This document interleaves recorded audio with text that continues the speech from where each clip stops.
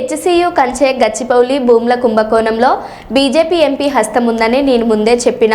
Future సిటీకి road వేసేందుకు BJP MP CM రమేష్కు Congress ముఖ్యమంత్రి 1600 కోట్ల కాంట్రాక్ట్ ఇచ్చిండు.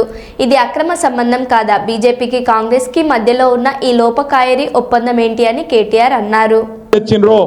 అలా 2 చెరువులు ఉంటే చెరువులను కూడా తాకట్టు పెట్టి తెచ్చిండ్రో ఈ లుచ్చా పని వెనకాల ఉన్నాడు ఒక బీజేపీ ఎంపీ అని చెప్పిన. పేరు చెప్పురు సార్ అని మొత్తం ప్రెస్ వాళ్ళు అడిగారు.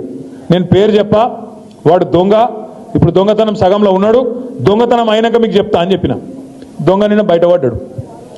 సీఎం రమేష్ అనే ఒక బీజేపీ ఎంపీ, ఆయనకు నిన్న ఈ ముఖ్యమంత్రి రేవంత్ రెడ్డి గారు ఆ లుచ్చా పనిలో కంచె గచ్చిబౌలి భూములను తాకట్టు పెట్టే లుచ్చా పనిలో సహకరించినందుకు ఆయనకు నిన్న 1665 కోట్ల కాంట్రాక్టు ఫ్యూచర్ సిటీ అట.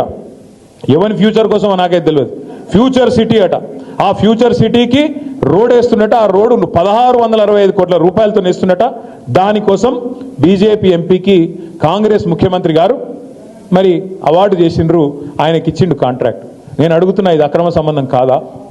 కాంగ్రెస్ ప్రభుత్వంలో రాహుల్ గాంధీ గారు కళ్ళు మూసుకున్నావా పండుకున్నావా? 1665 కోట్ల కాంట్రాక్టు ఒక బీజేపీ ఎంపీ ఆంధ్ర ప్రాంతానికి సంబంధించిన ఎంపీకి వస్తుంటే నువ్వెందుకు స్పందిస్తలేవు? బీజేపీ ఎందుకు స్పందిస్తలేదు? మీ ఇద్దరి మధ్యన ఉన్న లోతైన అండర్స్టాండింగ్ ఏంది అని నేను అడుగుతున్నా.